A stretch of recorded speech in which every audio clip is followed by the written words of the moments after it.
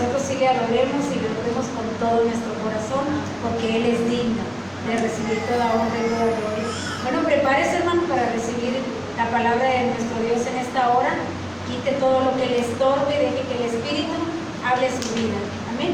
Voy a dar lugar a nuestra hermana Ana Elizabeth. Ella trae la palabra de nuestro Dios. Dios les bendiga.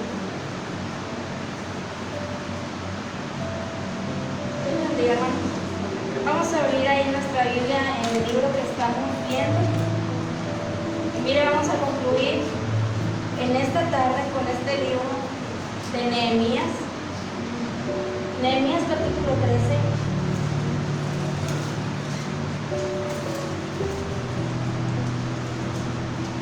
Amén. Nehemías capítulo 13 y vamos a leer solo del verso 1 al verso 3. Todos juntos con la autoridad del Padre, del Hijo y del Espíritu Santo, dice así: aquel día se leyó en el libro de Moisés, oyéndolo el pueblo, y fue hallado escrito en él que los amonitas y moabitas no debían entrar jamás en la congregación de Dios, por cuanto no salieron a recibir a los hijos de Israel con pan y agua, sino que dieron dinero a Balaam para que los maldijera. Mas nuestro Dios volvió la maldición en bendición. Cuando oyeron pues la ley, separaron de Israel a todos los mezclados con extranjeros. Tome su lugar.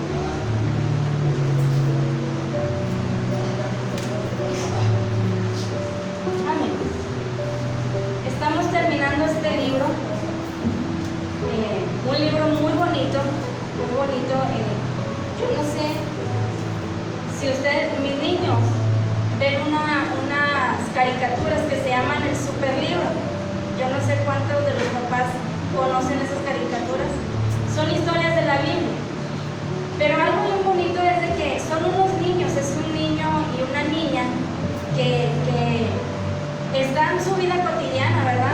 Pasan su vida cotidiana ahí con sus papás, pero casi siempre resulta un problema en ellos. Entonces, según el problema que a ellos les resulta ahí en ese capítulo, Dios hace que se aparezca la Biblia y los introduce a la Biblia. Y entonces empiezan a vivir una de las historias de la Biblia. Por ejemplo, van allá donde Adán y Eva, y andan los niños ahí viendo cómo fue la historia, y ven a Adán y ven a Eva, ven a la serpiente. Entonces, en este libro, ¿por qué les digo esto? Porque así me sentí yo y así me siento cada vez que se nos habla algún tema aquí en la Biblia. Siento como si yo estuviera ahí. Yo no sé cuántos les pase eso, pero que estamos ahí presentes y estamos viendo todo lo que está aconteciendo. Y aquí en el libro de Nehemías fue algo muy bonito, porque hagan de cuenta que yo me imaginaba cómo estaba Nehemías con el pueblo de Israel, cómo les exhortaba y todo lo que aconteció en sus vidas. Entonces, estamos terminando este libro, capítulo 3. Pero algo bien interesante que vemos en este capítulo 3, y lo vamos a ir leyendo conforme vayamos avanzando, es que nos deja con sentimientos encontrados. Bueno, al menos a mí así me deja. ¿Por qué? Porque nos ha enseñado, este libro nos estuvo enseñando sobre la restauración tanto del templo como del pueblo de Israel, de cómo Dios obró en los corazones tanto de los reyes como del pueblo de Israel, y cómo mandó personas para que se pudiera levantar el templo que estaba destruido. Entonces, nos ha estado hablando mucho este libro, que es en lo que se basa todo el libro de Nehemías, en lo que es la restauración del templo, la restauración de las vidas de este pueblo de Israel. Pero mire, algo muy interesante que vemos en el capítulo 3, es que este capítulo está terminando como inició en el capítulo 1. ¿Cómo inició en el capítulo 1, mi hermano? Allá en el capítulo 1 inicia donde el pueblo está en pecado, donde el pueblo se separó de Dios, donde el pueblo le da la espalda a Dios, donde el pueblo ya no respeta la ley que Dios les había dejado a través de Moisés, ya no respetan nada, mi hermano. Este pueblo cae en pecado, y así como inicia este libro, termina en lo mismo en el capítulo 3. ¿Cómo ven? Estuvimos viendo a través de todo el libro de Nehemías cómo Dios les restaura, cómo ellos pecan, claman a Dios, Dios les perdona y les vuelve a levantar. Pero una vez más vemos aquí en el capítulo 13 que este pueblo cae en lo mismo. Y la pregunta es, si el pueblo necesitaba, si las reformas que Dios les dio fueron suficientes, o si el pueblo necesitaba algo mucho más que solo reformas religiosas. ¿Usted qué piensa? ¿Necesitaba algo más que solo reformas que Dios les había dado? Porque vemos que este pueblo otra vez cae en lo mismo. Y vamos a ir viendo en qué es lo que cae este pueblo de nuevo. Entonces vamos a recordar unas cosas antes de iniciar este capítulo. Si usted recuerda, este pueblo, mi hermano, terminó en el exilio porque había fallado su misión de representar a Dios en el mundo. Ellos terminan en el exilio y terminan allá cautivos. Entonces, ¿por qué ellos caen allá? Por lo que dije hace unos momentos, porque había una decadencia en ellos, habían caído en inmoralidad, habían caído en pecado, habían caído en tantas cosas que a Dios no le agradaban. Y Dios en su grande amor y misericordia disciplina a este pueblo. ¿Para qué? Para un solo propósito. Dice, para que este pueblo pudiera ser transformado, para que este pueblo pudiera ser cambiado y pudiera ser diferente a las otras naciones. Quiero que se vaya a ir sin perder ahí Nehemías. Váyanse ahí al libro de Esdras capítulo 1. Esdras capítulo 1, y vamos a ver cómo inicia, porque vemos que Esdras también aparece aquí con Nehemías. Esdras capítulo 1, verso 1. ¿Me lo leen, por favor? En el primer año de Ciro, para que se cumpliese la palabra de Jehová por boca de Jeremías, despertó Jehová el espíritu de Ciro, rey de Persia, el cual hizo reunir de palabra la de mejor escrito por todo su reino, diciendo. Fíjese bien, dice, en el primer año de Ciro, rey de Persia, dice, el Señor cumplió la profecía que había dado por medio de Jeremías. Y la pregunta es, ¿qué profecía había dado por medio del profeta Jeremías? Tendríamos que irnos al libro de Jeremías y leerlo todo, pero no nos vamos a ir para allá. Solo quiero darle algunos puntos, algunas profecías que este profeta Jeremías dio en aquel tiempo y que se cumplieron. Dice, esto es una forma de decir a los lectores, o sea, a usted y a mí, que esto que va a narrar este libro es un cumplimiento de lo que la profecía de Jeremías ha dicho. Entonces vamos a enfatizar algunas cosas. Miren bien, vemos que Jeremías vivió como profeta antes del exilio y después del exilio. Amén. Él vivió en toda esta temporada, ¿no? Vivió esta temporada de qué? Vivió esta temporada de corrupción e inmoralidad que el pueblo de Israel estaba haciendo. De hecho, fíjese bien que en una ocasión una de sus profecías fue aquel día, yo no sé cuántos se acuerdan, donde va Jeremías y se para en medio del templo. Dice, y empieza a denunciar la corrupción que el pueblo estaba haciendo. Entonces, iban al templo. ¿Qué era lo que este pueblo hacía? Fíjese bien, que este pueblo de Israel iban al templo, adoraban a Dios, les servían, pero salían del templo y adoraban a sus ídolos. Salían del templo y caían en inmoralidades de todo tipo. Entonces este profeta Jeremías va y les anuncia y les hace la denuncia de lo que están haciendo mal delante de Dios. Y mira que Jeremías anuncia estas palabras donde dice que el fin del tiempo había llegado. Dice que Dios enviaría una nación del norte que traería destrucción y juicio sobre Judá. ¿Y quién era esa nación? Babilonia. Babilonia. ¿Y qué pasó, mi hermano? Eso fue exactamente lo que sucedió. Que va esta nación y les destruye, pero vemos también otra cosa, que Jeremías también anuncia la caída de Babilonia. Ya nuestra hermana Josefina nos dio muchos estudios de Babilonia, Babilonia 70, parte 70. Muchos estudios donde se nos habla de lo que esta nación hizo. Pero fíjese bien, sucedió que Babilonia fue destruida. Sucedió. Leímos ahí donde dice palabra de Ciro, rey de Persia. Los persas trajeron una derrota a Babilonia y Babilonia dejó de ser importante porque vemos que Babilonia era una nación importantísima. Era una nación muy importante, pero ahora los persas estaban, dice, en lugar de Babilonia.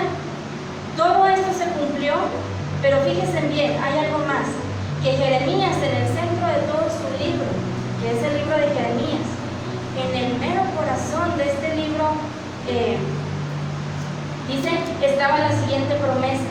¿Cuál? Donde dice, Dios había prometido que vendría un día en el que Dios establecería un nuevo pacto. Amén. Un nuevo pacto con Israel. O sea que no sería como el pacto anterior. ¿Por qué? Porque hasta el día de hoy no lo han podido cumplir, el pacto de hoy. Pero dice, haré un nuevo pacto. Dice, sino que Dios mismo vendría para escribir, ¿dónde? La ley en los corazones.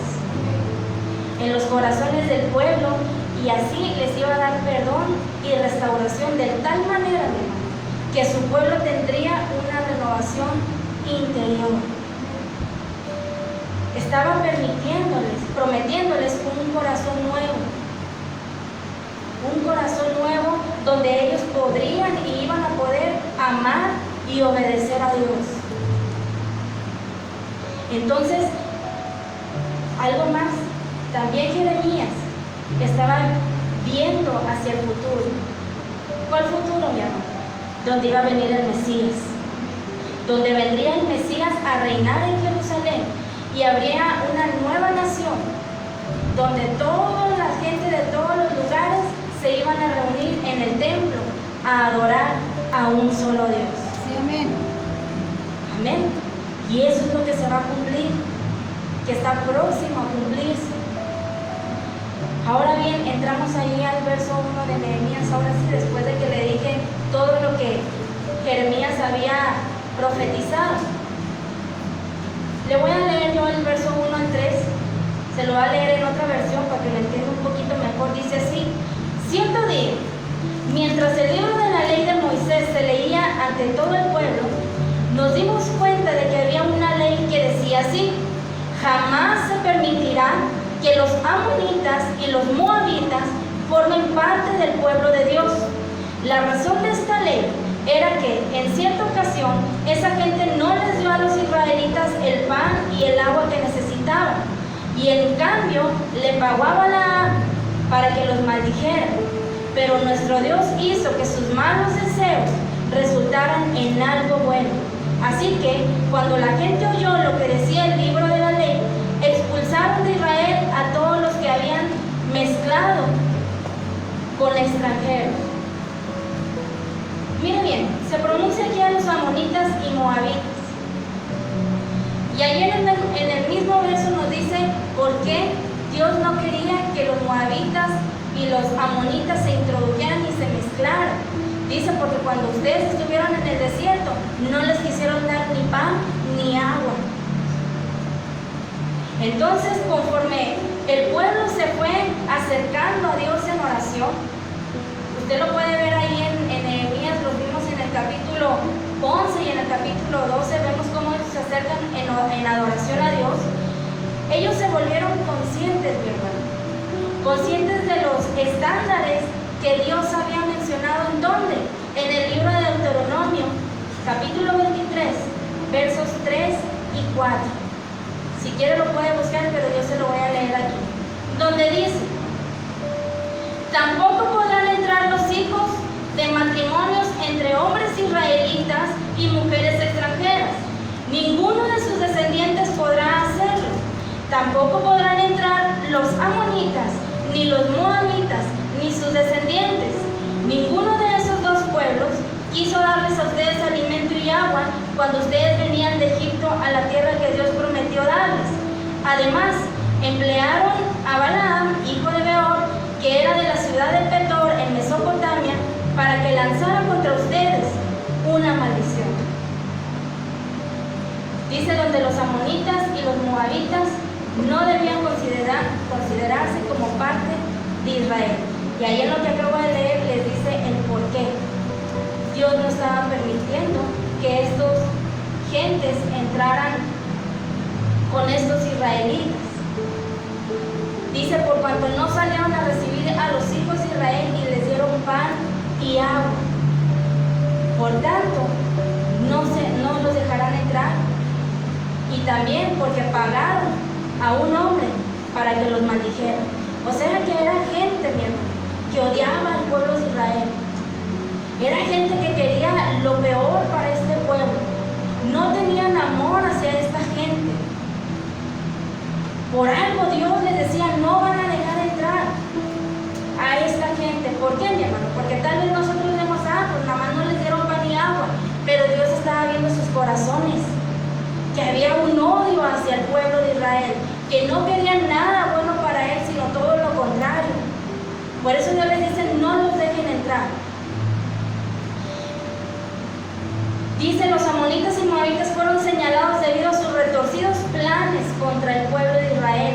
Cuando Israel llegó a la tierra prometida, por lo menos 1000 años antes de eso. Entonces, estas gentes planeaban cosas contra Israel. Estas gentes planeaban cosas malas. Dice: Dios había hecho una promesa al padre del pueblo judío, que es Abraham, donde le dijo: bendeciré a los que te bendijeren y maldeciré a los que te maldijeren. Ahí en Génesis 12:3 usted lo puede ver. El mandamiento sobre los amonitas y moabitas, dice, es un simple cumplimiento de la promesa que Dios había dado a Abraham. Ellos te maldijeron, yo lo maldeciré también. Qué tremendo, ¿verdad? Porque más adelante vamos a ver cómo este pueblo cae, mi hermano, otra vez en las mismas cosas. Por eso al principio hacía una pregunta: ¿fue necesario las reformas que se hicieron? Porque vemos que otra vez este pueblo termina en lo mismo que inició el libro. Es algo desgastante, ¿verdad? Me imagino a Dios cansado, como de que, otra vez. Ahora usted puede decir: ¿por qué cayeron si Nehemías estaba ahí? No, Nehemías ya no estaba ahí en ese tiempo, porque acuérdese que había pedido un permiso al rey para ir a reedificar lo que tenía que hacer, y él tenía que regresar a su puesto. Entonces Nehemías había regresado a tomar su puesto, y en ese tiempo que Nehemías regresó, el pueblo hizo y deshizo. Dice aquí: no debían entrar jamás en la congregación. O sea que se refería a ser considerado como uno del pueblo de Israel y el pueblo de Dios. Dice: un israelita se volvía parte del pacto de Dios por nacimiento. Amén. Ellos se volvían parte del pacto de Dios por nacimiento, un israelita. Pero un amonita y un moabita no podían. ¿Por qué? Ellos tenían que convertirse en parte del pacto por elección. Dejar sus costumbres, dejar de hacer lo que ellos hacían para convertirse a lo que los israelitas creían, al Dios que los israelitas tenían. Pero este pueblo no lo hacía. Estas moabitas y amonitas no lo hacían.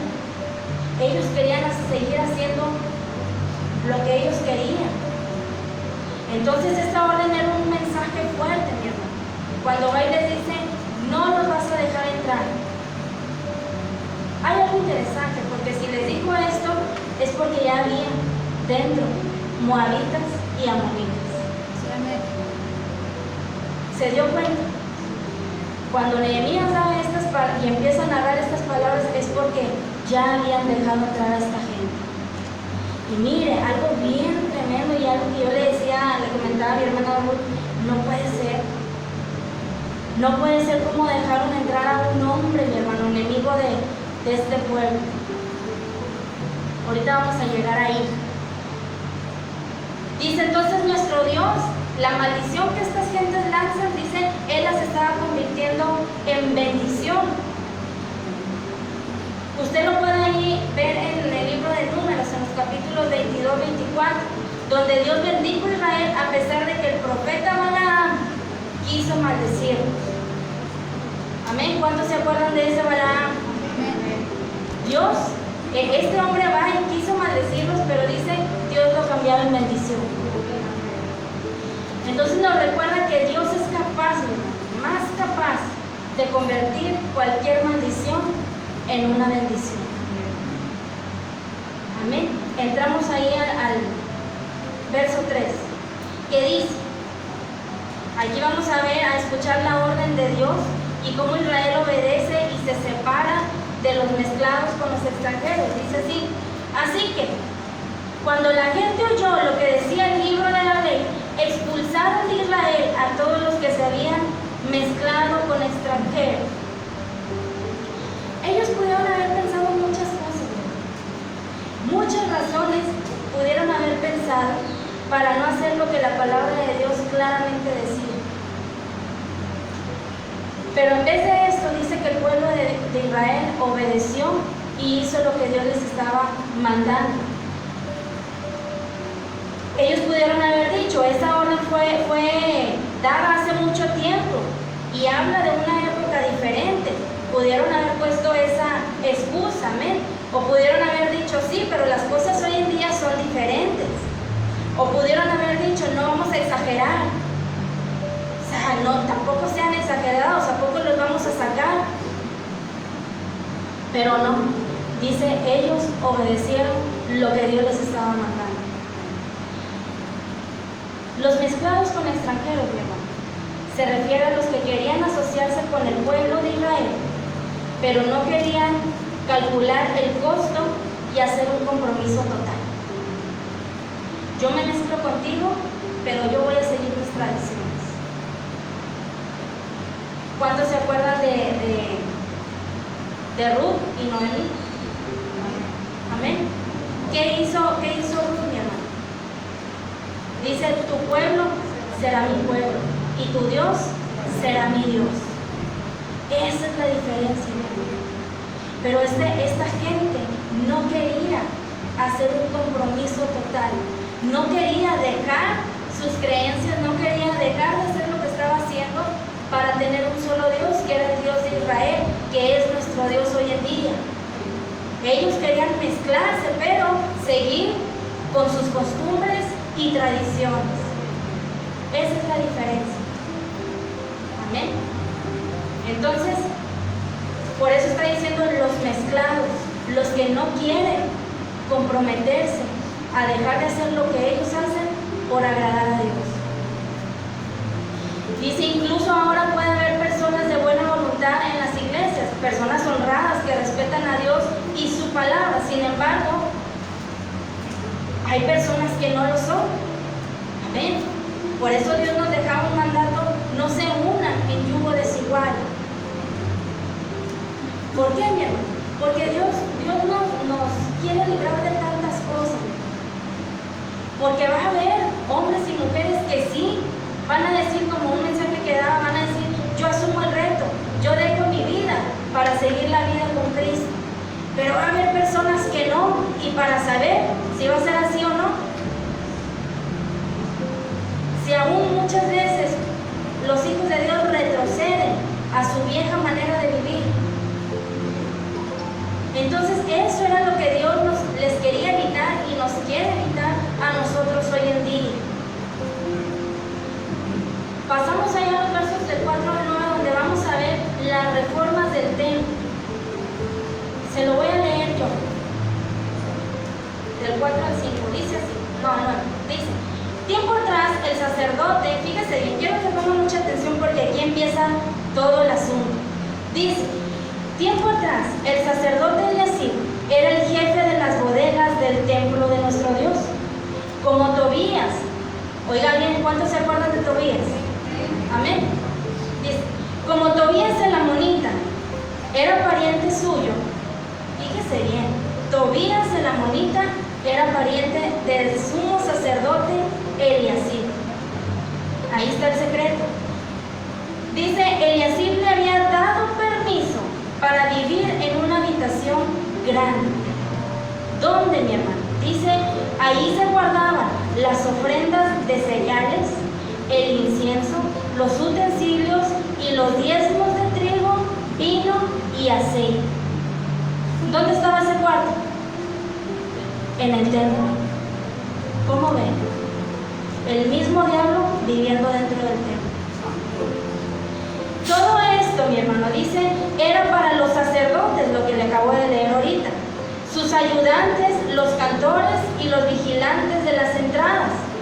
Dice, cuando Eliasib hizo esto, yo no estaba en Jerusalén, está narrando Nehemías. Dice, yo no estaba en Jerusalén, porque en el año 32 del reinado de Artajerjes había ido a Babilonia para presentarme ante él. Tiempo después, con el permiso del rey, volví a Jerusalén y descubrí que Eliasib había hecho muy mal en darle a ese amonita una habitación en el templo de Dios. Dice, me enojé mucho y ordené que sacaran todos los muebles de Tobías y mandé que purificaran el lugar. Después di instrucciones para que volvieran a colocar ahí los utensilios del templo de Dios, los cereales y el incienso. ¿Qué tal? Lo que hizo este hombre, el sumo sacerdote, se emparentó con una amonita. ¿Y se acuerda que veíamos a Tobías y a Sanballat? Cómo andaban rondando a Nehemías, haciendo que la obra de Dios parara, que el templo de Dios no se construyera. Bueno, se emparentó con el sumo sacerdote. ¿Cómo sucedió eso, mi hermano? ¿Cómo? Si se supone que era una persona que debía de estar consagrada a Dios, que debía de estar todo el tiempo pendiente de los peligros que podían correr, pues ya eran compadres. ¿Qué tal? No, aquí empieza todo. Dice, mas a todo esto yo no estaba en Jerusalén, dice Nehemías. ¿Qué indica esto, mi hermano? Indica que Nehemías dejó Jerusalén, lo que decía hace unos momentos atrás, dejó a Jerusalén y regresó a sus deberes allá en la corte. Él tenía que regresar porque él había pedido permiso por un corto tiempo. Entonces estuvo lejos de Jerusalén por alrededor por ahí de 10 a 12 años más o menos. Todo lo que sucedió en ese tiempo. Entonces Nehemías, mi hermano, en algún momento después del notable avivamiento espiritual que había mencionado en los capítulos anteriores, dice, la verdadera prueba del avivamiento, la verdadera prueba de la obra de Dios en nuestra vida es a largo plazo. Es ver dónde nos encontramos con el Señor en 10 años después, en 5 años después, en qué momento nos encontramos. Porque ahorita sabemos cómo estamos, pero 10 años más adelante, ¿cómo vamos a estar? Miren todo lo que este pueblo había hecho cuando Nehemías, ¿qué dijeron? Somos libres. Dice Nehemías, pedí permiso al rey para volver a Jerusalén y entonces supe el mal que había hecho Eliasib por consideración a Tobías, uno de los enemigos del pueblo de Israel. Cuando Nehemías regresó, mi hermano, vio que el sacerdote, cuando Nehemías regresa, ve que el sacerdote Eliasib había llegado a un acuerdo con uno de los enemigos de la obra de Nehemías en la construcción del muro, que era Tobías. ¿Qué capítulo 2, verso 10. Ahí vamos a ver que este hombre era una monita. Nehemías capítulo 2, verso 10. ¿Qué dice? Oyéndolo Sanballat, Toronita, y Tobías, el siervo Amonita, les disgustó al extremo que viniese alguno para procurar el bien entre los hijos de Israel. Dice, les disgustó que viniera uno para procurar el bien de los hijos de Israel. O sea, era un enemigo, mi hermano. Era un enemigo que de la noche a la mañana no se iba a hacer bueno. Buscaba el mal del pueblo de Dios. Pero fíjese, bueno, ahorita no me voy a adelantar. Dice Nehemías, dice, me dolió en gran manera. En gran manera, imagínese a aquel líder, a aquel profeta, o imagínese aquí hoy en la actualidad al pastor, a su líder, ver que le ayudaron a salir de donde estaba y luego usted se va y empieza a hacer otra vez lo que hacía antes. ¿Usted cree que no le duele? Duele. Dice Nehemías, me dolió en gran manera porque dije, bueno, estos no entienden de todo lo que Dios les libró, todo lo que Dios les perdonó, y otra vez, y no solamente eso, sino que emparentar con el mayor enemigo, y no solo eso, sino que meterlo a vivir al templo. Yo, cuando estaba leyendo esto, yo sentía hasta el enojo de Nehemías, dije, estaba de que, vamos a llegar otra vez, mi hermano, donde dice, y les arranqué los cabellos. Y hubo a quienes hasta golpes les di. ¿A cuántos líderes no les dan ganas?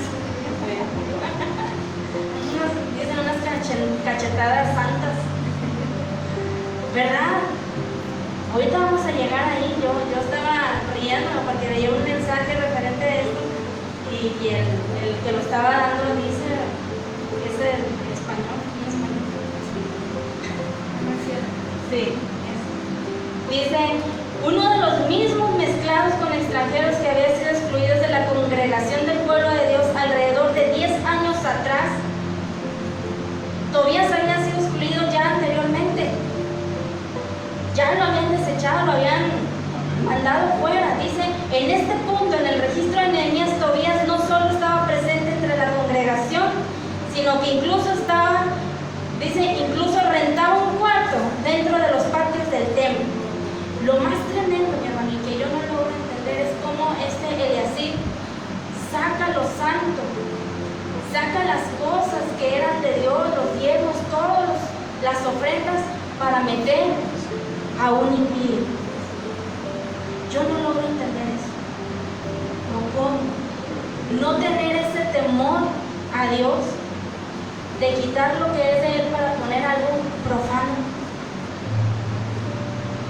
Yo no entiendo, pero ahorita vamos a entender. Amén. Entonces dice, me dolió de gran manera, y había muchas razones por las que esto era tan importante para Nehemías, y no solo para Nehemías, sino que eran las cosas de Dios, mi hermano. Era el pueblo de Dios, era la vida del pueblo de Dios. Porque dice, porque habitaciones dentro de los patios del templo de Dios estaban siendo ocupadas por un hombre que no solamente era un pagano, sino que también tenía una historia de oposición. Lo veíamos al principio de Nehemías. Tenía una historia de oposición activa a lo que era la obra de Dios. Vemos cómo se les oponía a él y Sanballat para que la obra de Dios se detuviera. Dice, porque hablaba muy mal esto de Eliasib. Oye, eres el sumo sacerdote, ¿cómo es posible? Se supone que estás ahí porque eres una persona de confianza, porque no se podía dejar a cualquier hombre, mi hermano. Se dejaban gente de confianza, tanto en levitas como cantores, como sacerdotes. Eran gente de confianza. Y ve Nehemías que este hombre que había dejado de confianza había metido a vivir al templo. Lo voy a decir así, a un demonio. Está tremendo, ¿no? Eliasib era un líder, ¿no? Que se lo estoy repitiendo para que venga de dónde vino todo. porque ahorita vamos a ver eso. Era un líder espiritual en Israel, y aquellos que lo rodeaban, dice, esto mostraba que si Eliasib estaba cegado en una área problemática, completamente cegado, porque si hubiera tenido los ojos bien abiertos no hubiera hecho lo que hizo. La pregunta es, ¿cómo llegó a ese estado de ceguera espiritual? ¿Cómo llegó, mi hermano? Dice, porque hacía dudar a Nehemías del valor duradero del avivamiento espiritual del que fue testigo, y todos fuimos testigos de ese avivamiento. Amén. Conforme fuimos leyendo este libro de Nehemías, dice, cuando estuvo por última vez en Jerusalén, este hombre fue testigo. Él sabía quién era Tobías. Pero ¿qué hace Nehemías, mi hermano? Viene Nehemías y dice, y arrojé todos los muebles. Dice, entré y arrojé todo, agarré todo lo de este hombre Tobías y lo arrojé fuera de la cámara. Agarré todo, vámonos, toda la basura para afuera. Dice, y mandé a otros que trajeran las ofrendas que tenían que estar ahí en ese cuarto, que santificaran el lugar, porque algo bien importante que pasó, y ahorita lo vamos a leer. Quiero que me lea ahí los versos del 10 al 14, por favor. Y contra sí mismo que las porciones para los levitas no les habían sido dadas, y que los levitas y cantores que hacían el servicio habían huido cada uno a su heredad. Entonces reprendí a los oficiales y les dije, ¿por qué está la casa de Dios abandonada? Los reuní y los puse en sus puestos, y todo Judá trajo el diezmo del grano, del vino, del aceite a los almacenes, y puse por mayordomo de ellos al sacerdote Semías y al escriba Sadoc, y a los levitas, a Padías, y al servicio de ellos, a Hanán, hijo de Zacur, hijo de Matanías, porque eran tenidos por fieles, y ellos tenían que repartir a sus hermanos.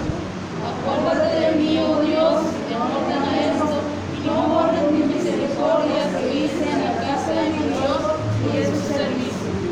¿Qué había pasado, mi hermano? Al haber dejado entrar a este hombre al templo, ¿qué pasó? Ya no ofrendaron, ya no diezmaron. ¿Y qué tuvieron que hacer los levitas y cantores que se mantenían de eso? Tuvieron que salir. ¿Por qué? Porque de ahí se sustentaban. Y ellos tuvieron que dejar la obra de Dios para irse a trabajar. ¿Cómo estaba el templo de Dios, mi hermano? Abandonado.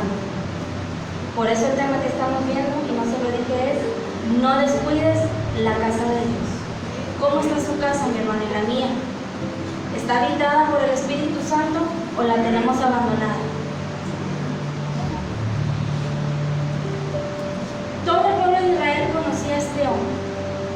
Pero ¿qué podían hacer ellos, mi hermano? ¿Qué podían hacer ellos ante el hecho de que este hombre todavía estaba dentro de la iglesia? Nada. ¿Por qué? Porque el sumo sacerdote había dado la orden de que ahí viviera y no se le podía contradecir. ¿Qué es lo que tuvieron que hacer, mi hermano? Dejar de diezmar, dejar de ofrendar. Era una manera de hacer ver que no estaban de acuerdo. Pero ¿qué cosas, mi hermano? Que apenas este hombre entró y la gente empezó a irse para abajo. Los espíritus que se mueven, mi hermano, cuando en este lugar arriba, que es un lugar santo, se suben, empiezan a profanar. Empieza a haber personas que no están llenas del Espíritu Santo, que no tienen el Espíritu Santo de Dios en su vida. Por eso dice, ten cuidado, los levitas y cantores, de presentarse primeramente delante de Dios. ¿Por qué, mi hermano? Porque lo que aquí hagamos se transmite a los de abajo. ¿Qué estaba transmitiendo Tobías, mi hermano? Pura rebeldía, odio, porque era lo que sentía ese pueblo de Dios. Sumo sacerdote dice que es el que tiene que poner un orden. El sumo sacerdote tenía que poner un orden. que tenían que impedir que entrara la basura, porque de otra manera no se puede llamar. Era su trabajo impedir que todo lo que no era de Dios, que todo lo que estaba en contra de Dios, no entrara, mi hermano. ¿Por qué? Que no entrara la mala influencia al templo.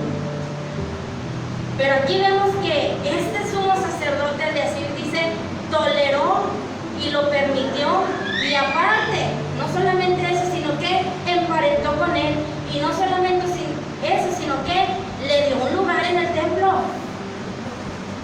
Saco lo de Dios y te meto a ti, porque eres mi pariente. Ay, no, mi hermano, de veras. Dice, encontré asimismo que las porciones para los levitas no les habían sido dadas. Narra Nehemías. El pueblo ve que ante esta situación de Tobías en el templo ellos no podían hacer nada. Nada, porque el sacerdote lo había permitido. Y el sacerdote era el que se encargaba de poner un orden, era el que se encargaba de que no entrara una mala influencia al templo. Pero él lo permitió. ¿Dónde empezó todo, mi hermano? En la línea sacerdotal. ¿Por qué la casa de Dios está abandonada, mi hermano? Es la pregunta. Dice, la falta de dar era una forma de abandonar la casa de Dios. ¿Cuántos saben eso? La falta de dar es una manera de abandonar la casa de Dios. Porque sabemos que nuestros líderes, nuestros pastores, de esto salen adelante, se sustentan. Amén. El desánimo, porque Tobías estaba dentro del templo, un desánimo que había en el pueblo de Dios, porque este hombre estaba dentro, era un asunto de prioridades, mi amor. Dice, ya les había pasado antes, yo no sé si se acuerdan de allá del profeta Geo, que en una ocasión le dijo al pueblo que sus casas estaban bien adornadas. ¿Cuántos se acuerdan? Que les dice, sus casas están bien adornadas, pero se han olvidado de un propósito. ¿Cuál era el propósito? Cuidar el templo. Todo está muy bonito, pero has descuidado el templo, que era un lugar tan importante para Dios. ¿Cuántos somos templo del Espíritu Santo? Somos una parte tan importante para Dios, mi hermano. Pero muchas de las veces, miren, no lo quiero decir así, pero en muchas ocasiones permitimos y le damos un cuartito al enemigo. Y empieza la casa a abandonarse. Es tan terrible esto, porque luego viene la decadencia espiritual. ¿Y cómo entró? Se me hace que no voy a alcanzar, pero no voy a pedir. Hay una sola, la crítica, mi hermano, no era solo para el pueblo, sino que era también para el sacerdote.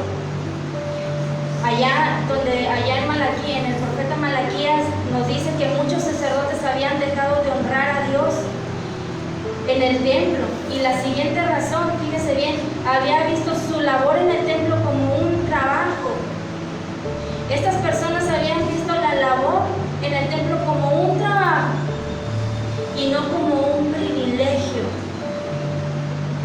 Y empezaban a ofrecer cualquier cosa, porque ya no lo veían con amor, ya no lo tomaban como un privilegio, con amor de que las almas se acercaran a Dios.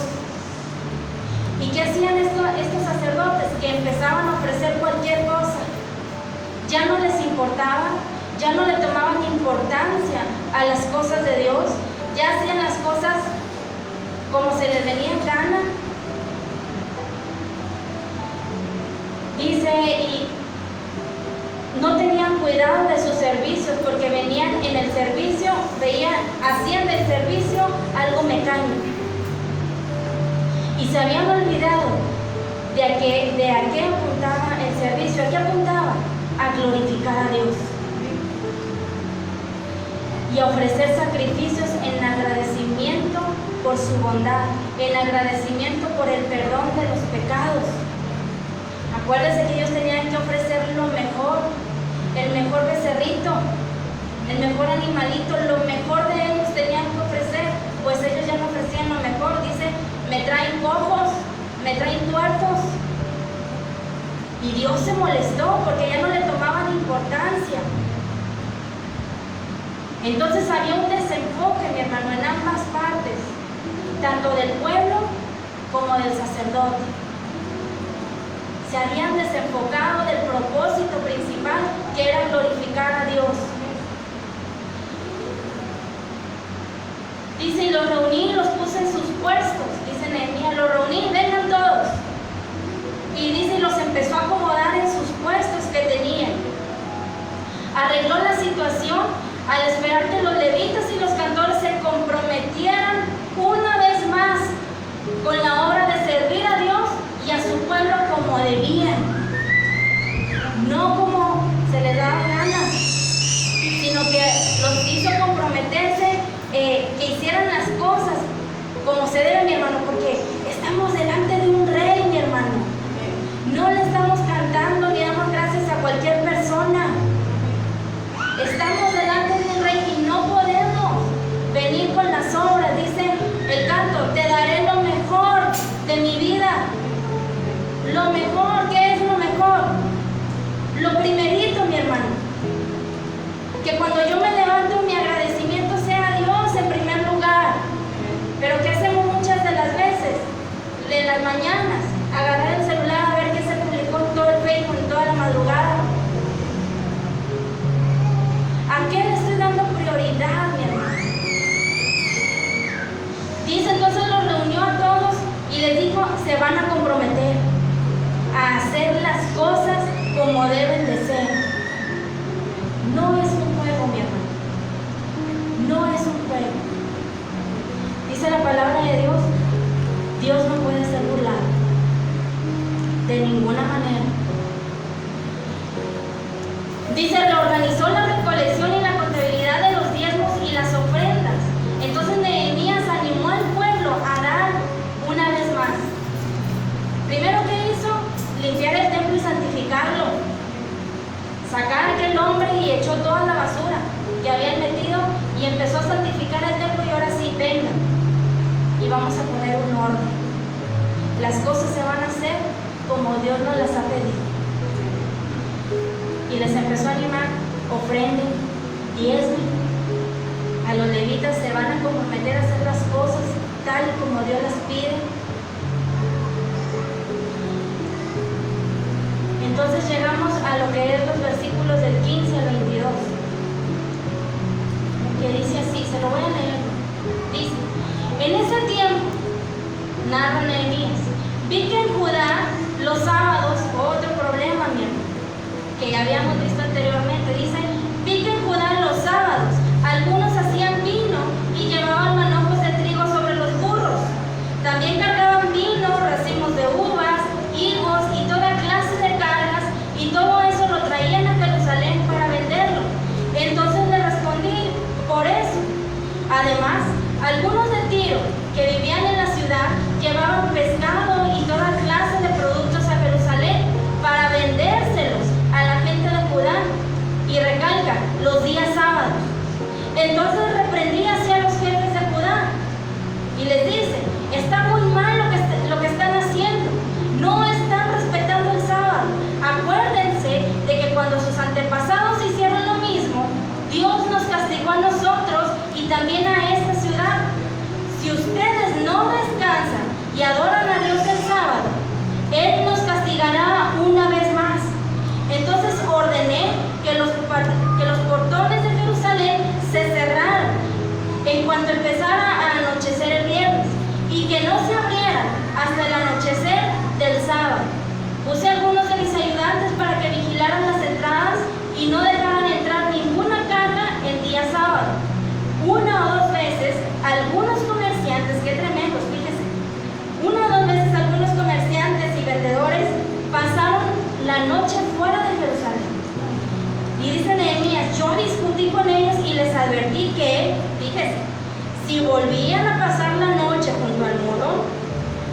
los sacaría de allí por la fuerza. Desde entonces no volvieron a presentarse en día sábado. Luego ordené a los ayudantes de los sacerdotes que se purificaran y fueran a vigilar las entradas para que se respetara el día sábado. Entonces le dije a Dios, Dios mío, tampoco olvides esto que he hecho, ya que eres tan bueno, ten compasión de mí. ¡Qué tremendo! ¿Qué habían hecho? Aparte de haber emparentado con el Tobías, ¿qué hicieron? Que no respetaban el sábado. Ay, no, mi hermano. En aquellos días, dice, vi en Judá a algunos que pisaban en lagares en el día de reposo. Yo creo que nos vamos a quedar ahí, porque tiene una explicación muy larga, pero sabíamos que ellos tenían que descansar el sábado. Algo que no sé si usted notó aquí, que dice que los de Tiro iban y les vendían. ¿Por qué iban y les vendían, mi hermano? Porque quería decir que los israelitas les compraban el sábado. Porque si no les compraran, ¿usted cree que estos hombres iban a ir a venderles? No, porque sabían que el sábado no trabajaban y no salían a vender ni a comprar. Pero si iban a venderles era porque estos hombres ya les habían comprado anteriormente. ¿Qué tal? Tremendos, y aquí nos vamos a quedar porque luego me voy a alargar más. Está bien emocionante, ¿poco no? Está bien interesante, hermano, pero miren, resulta con un final feliz. ¿Por qué? Porque al final de cuentas Dios los restaura. Y ellos, algo bueno, dice, obedecieron lo que se les mandó a hacer de parte de Dios. No se resistieron, sino que obedecieron. Y es lo que Dios busca de usted y de mí, que cuando Dios nos diga, esto está mal, obedezcamos, mi hermano, sin dar explicaciones ni andar como los niños. ¿Y por qué? ¿Pero por qué? Es la palabra de los niños, ya a los 5 años empiezan con el ¿por qué? Obedezcamos de buena voluntad, porque si Dios nos exhorta a que dejemos algo, que exhortar hemos dicho que es animar, es para nuestro bien. Nunca va a ser para hacernos un mal, sino que siempre va a ser para buscar el bien de sus hijos. ¿Cuántos hijos de Dios hay aquí? Amén. Amén. Póngase de pie, vamos a dar gracias. Y nos vamos a quedar ahí donde violaron esa ley, que era trabajar en sábado.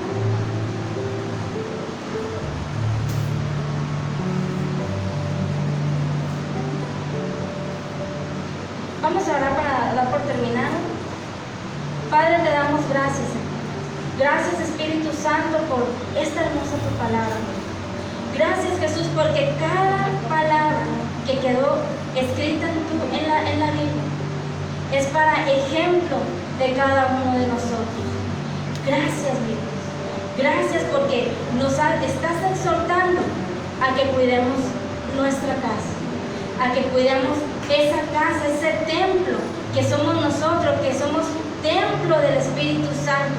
¿Cuidarlo de qué? De no dejar que nada profano entre dentro. Gracias, mi Dios. Ayúdanos, Padre. Ayúdanos a seguir adelante. Fortalécenos, mi Dios. Danos las fuerzas necesarias, mi Dios, porque sabemos que ya pronto estaremos contigo. Nos falta un poco, mi Dios. Nos falta poco, pero sabemos que el enemigo anda con todo, mi Dios, desanimando a tu pueblo. Pero yo te pido en esta tarde, Jesús, que nos fortalezcas en el nombre de Jesús. Manda tu Espíritu Santo que redarguya en todo momento, mi Dios, para que nosotros podamos pedir perdón cuando hagamos algo que a ti no te agrada. Gracias, Padre. Gracias, Jesús. Gracias, Espíritu Santo. Bendice a cada uno de mis hermanos. Y gracias por esta palabra que nos has permitido escuchar. Todo te lo pido y te lo digo en el nombre de tu Hijo amado Jesucristo. A Él sea toda gloria, toda honra y toda alabanza hoy y siempre.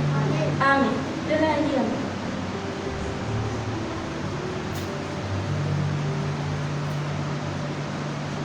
Bendiga, hermanos. Vamos a orar todos juntos por una petición que nos escribieron aquí en la transmisión. señora Alejandra Sandoval. Pide oración por el señor Fausto Limón de León, que se encuentra un poco delicado de salud. Vamos a orar, hermano. Yo siempre he dicho que desde el momento que piden oración, ya tienen fe. Ya tienen fe en que Dios lo va a hacer. Así que vamos a orar por el señor Fausto para que Dios le restaure y pueda quedar sano para su gloria. Amén. Padre, te alabamos en esta hora y te damos gracias. Todos unidos en un mismo sentir, nos unimos a la petición de la señora Alejandra, pidiendo que tú seas, Señor, sobre el señor Fausto. Padre, enviamos palabra de sanidad para este varón. Reprendemos toda enfermedad, todo lo que esté, Señor mío, afligiendo el cuerpo del señor Fausto. En el nombre de Jesús de Nazaret, Señor mío, que tu mano sanadora repose sobre él y que él pueda recobrar salud, que él pueda quedar sano para que tu nombre sea glorificado. Te damos gracias, oh Dios, porque desde el momento que piden oración, desde ese momento está actuando la fe, porque creemos que cuando pedimos al Padre, tú intercedes por nosotros, mi Señor amado, y la palabra llega, y la sanidad llega, porque tu palabra dice que tú llevaste todas nuestras enfermedades y que sufriste nuestros dolores y que en tu llaga nosotros hemos sido curados. Es un hecho de que ya está hecho, Padre. Solamente hay que creerlo y tomarlo para nosotros. Ponemos a estas familias, Señor mío, en tus manos y te damos gracias por lo que ya estás haciendo.